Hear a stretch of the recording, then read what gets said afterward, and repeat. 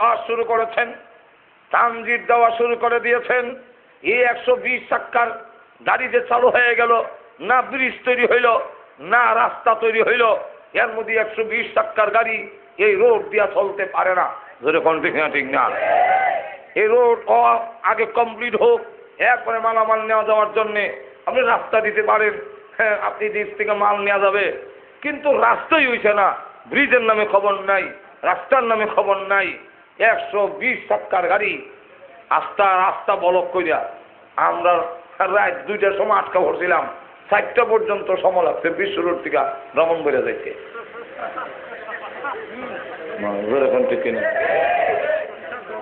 হ্যাঁ, এখন এত বড় গাড়ি যে চালাইয়া দিলেন, হিডত তো কইলাম না।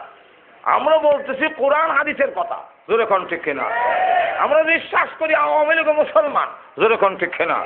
আমরা তো বিশ্বাস করি দেশে যারা বিএনপি করে তারা মুসলমান, আমরা তো বিশ্বাস করি যারা জাতীয়বাদী করে তারা মুসলমান। সুতরাং মুসলমান যদি হয়ে থাকে তাহলে কোরআন সুন্নাহর কথা মানলে যে মুসলমান হয়। তো আলিম উলামা বলে কোরআনের সাথে সাংঘর্ষিক, এরা হয় সংঘর্ষ না, কেমন গাউরামি চিন্তা হয়। তখন বললাম যে ঠিক আছে, আমাদের সাথে আলিম উলামার সাথে একবার বসেন, বসে দেখে নিয়ে এটা সমাধান করেন, কোনটা কোরআন সুন্নাহর সাথে সাংঘর্ষিক এটা আপনারা একটা মীমাংসা করেন। কিন্তু এটা শুনতে রাজি পারলে আমি মোল্লার আরো সাইজ করে নেব, যেরকম ঠিক না? এখন দেখা যায় দাঁড়াইয়া গেলেন, উমরের সামনে যে যুবক দাঁড়াইছে, আমরা দেশের কোন রাষ্ট্রপ্রধান প্রধানমন্ত্রীর সামনে এইভাবে দাঁড়াইয়া প্রতিবাদ করলে এই মোল্লার কবরও যাওয়ান ছাড়া কোনো গতি নেই, যেরকম ঠিক না? কিন্তু উমর হাসি দিয়া বললেন, ভাই তোমার প্রশ্ন কি বলো? প্রশ্ন হইল সাদ্দুর 2টা হইলেন কেমনে? এর জবাব আমি না দিয়া আমার ছেলে আব্দুল্লাহ ইবনে ওমর, আমার ছেলে দিবে। আব্দুল্লাহ ইবনে ওমর রাদিয়াল্লাহু আনহু মিম্বরের পাশে দাঁড়াইয়া তিনি জবাব দেওয়ার আগে কান্দা শুরু করছেন যে অর্ধেক পৃথিবী যার আঙ্গুলের ইশারায় পরিচালিত হয়, উনি খালি গায়ে আজকের জুম্মার নামাজ পড়াবেন, তা তো হয় না। তাই আমি যে একটা রিলিভের চাদর বন্ধক পাইছিলাম, এটা আমার আব্বারে দিলাইছি। সুতরাং গায়েরটা হইল আমার, 3 জনেরটা আমার আব্বা। তাহলে এবার বলেন জুলুম করছে কিনা? তখন সকলে হ্যাঁ তাহলে ঠিক আছে, তাইলে ঠিক আছে। এবার উমর বলেন, শুধু আপনার কথা মানবো তাই না, আপনি যদি অর্ডার দেন আপনার আঙ্গুলের ইশারায় আমরা পানিতে চাপায়ে পড়বো, আগুনে চাপায়ে পড়তেও কোনো দ্বিধা আপত্তি আমাদের নাই। বুঝছেন? তাহলে এখন লক্ষ্য করে দেখেন, সেই ওমর রাদিয়াল্লাহু আনহু জীবনের ভোগ বিলাস কিছুই করলেন না, জীবনের শেষ আকাঙ্ক্ষা হলো নবীজির পাশে ঘুমানো। আব্দুল্লাহ ইবনে ওমর রাদিয়াল্লাহু আনহু উনি গিয়ে আম্মা জান আয়েশার কাছে বললেন, মাগো ও মা,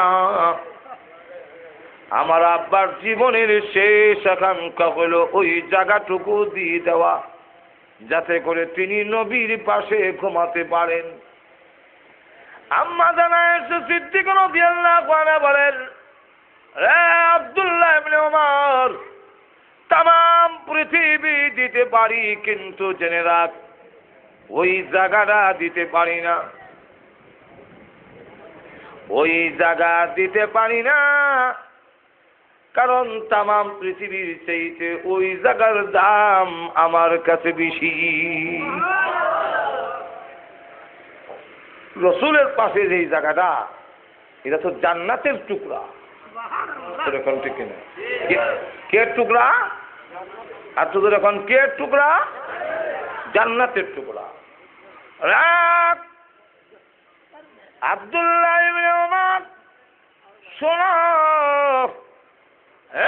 আব্দুল্লাহ ইবনে ওমর শুনে নাও, তাম পৃথিবী দিলেও ওই জায়গা আমি দিতে পারি না রে বাবা, আমি দিব না। আমি আয়েশার জীবনের আকাঙ্ক্ষা ওই জায়গায় আমি সইব। বিদায় করে দিলেন। আব্দুল্লাহ ইবনে ওমর চোখের পানি ছেড়ে দিয়া ব্যর্থ হইয়া রওনা দিলেন। এদিকে তোমার রাদিয়াল্লাহু আনহু তিনি ডাক দিয়া বলেন, আমি ভুল করেছি, আমি অন্যায় করেছি। কে তোমরা চলে সংবাদ পাঠাও তাড়াতাড়ি আব্দুল্লাহ ইবনে ওমরকে, গিয়ে বলো সে যেন প্রস্তাব না দেয়, ওই জায়গা আমার লাগবে না, প্রস্তাব দিতে না করো। কারণ হঠাৎ করে আমার একটা কথা মনে হয়ে গেছে, আমি তো এখনো রাষ্ট্রপ্রধান মরার আগ পর্যন্ত, এখনো তো হওয়ার আমার হাতে, পাওয়ার থাকা অবস্থায় কারো জায়গার জন্য যদি প্রস্তাব দেওয়া হয় তাহলে তো আমার পাওয়ারের প্রভাবটা ওই জায়গায় গিয়ে পড়বে। যেরকম ঠিক কিনা? রাষ্ট্রপ্রধান হইয়া যদি ওই জায়গা দেওয়া হয়, তুমি জেনে রাখো, রাষ্ট্রপ্রধান হইয়া যদি ওই জায়গায় দেওয়া হয়, প্রস্তাব দেওয়া হয়, তাহলে তো আমার রাষ্ট্রীয় ক্ষমতার একটা প্রভাব ওই জায়গায় খাটে। কিয়ামতের দিন যদি আসামির কাঠ গড়া দাঁড়াইয়া আল্লাহ রাব্বুল আলামিন জিজ্ঞাসা করেন, তুমি রাষ্ট্রীয় ক্ষমতার বলে নবীজির পাশের জায়গা যার মালিক ছিলেন আয়েশা, তুমি জবরদখল করেছো, কিয়ামতের মাঠে জবাব দিতে পারবো না, আমি আটকা পড়ে যাব। সুতরাং জায়গা লাগবে না, আসামির কাঠ গড়ায় দাঁড়ানির সেইতে জায়গা আমি ছেড়ে দিলাম, লাগবে না। এদিকে আম্মা আয়েশা রাদিয়াল্লাহু আনহা আব্দুল্লাহ ইবনে ওমরকে বিরোধ দেওয়ার পরে আবার তিনি একজন লোক দিয়ে বললেন, আব্দুল্লাহ ইবনে ওমরকে বলো আমার কাছে আসার জন্যে। যাওয়ার পরে তিনি দেখেন কাঁদতেছেন। কেন গো মা ডাকছেন? দেখার কারণটা হইল তোমার প্রস্তাবকে আমি বিরোধ দিয়েছিলাম, কিন্তু হঠাৎ করে আমার মনে একটা কথা জাগ্রত হয়েছে।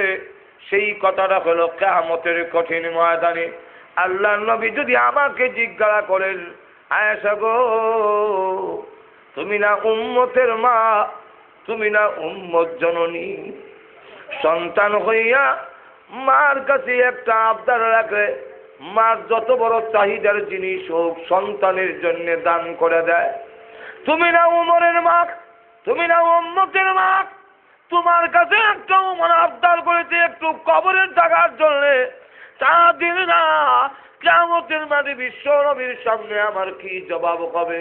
এই কথা মনে হওয়ার কারণে যারে আব্দুল্লাহ ইবনে ওমর, ওই জায়গা আমার তামাম পৃথিবীর চেয়েও বেশি দামি, আমি এই মুহূর্তে তোর বাবার জন্য ওয়াকফ করে দিলাম।